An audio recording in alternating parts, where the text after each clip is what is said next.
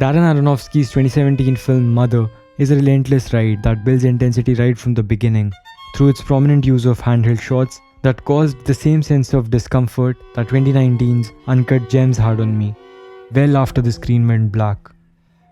One film that I think Mother owes a lot to is the 1968 Roman Polanski film Rosemary's Baby. Although both psychological thrillers are entirely different biblical allegories with symbolism of their own, they do share themes and tropes.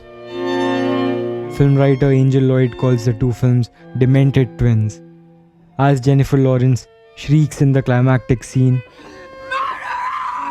You can't help but hear a chilling echo of Mia Farrow's distraught cry.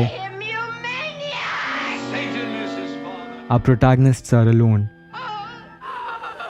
and all the devils are here. Female protagonists in both these films are loving wives that don't get back the love they deserve. They're always being told what to do and what not to do.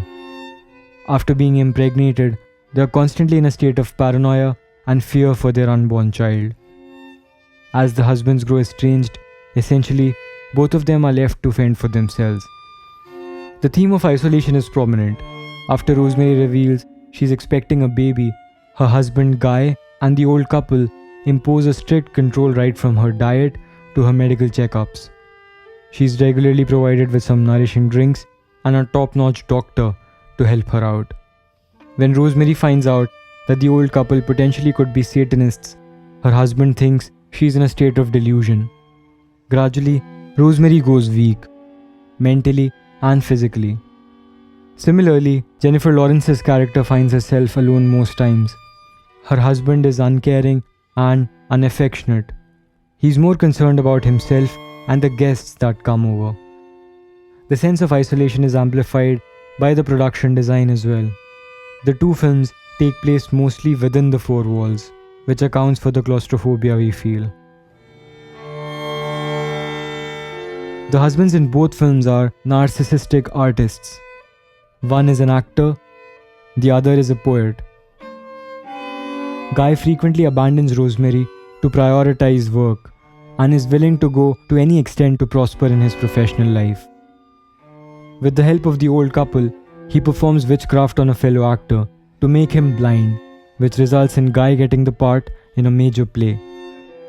Towards the end, as we find out, he trades his first child to Satan for a successful career that will deliver him money and fame. Javier Bardem's character in Mother, struggling to produce his next work, gets inspired from the news of his wife's pregnancy and creates a so-called masterpiece. However, in order to enjoy the adulation of the fans, he allows a mob to enter his house, completely ignorant of his pregnant wife, who gets anxious and rattled by the chaos in the house.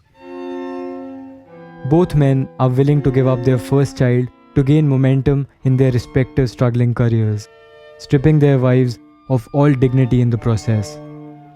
The men take their own decisions and have no regard for their wives' opinions.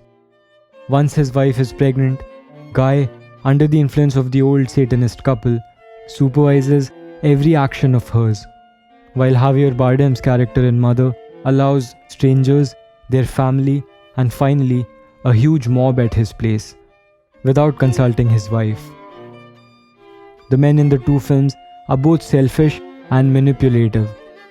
Their excessive narcissism leads the women to experience absolute chaos and misery.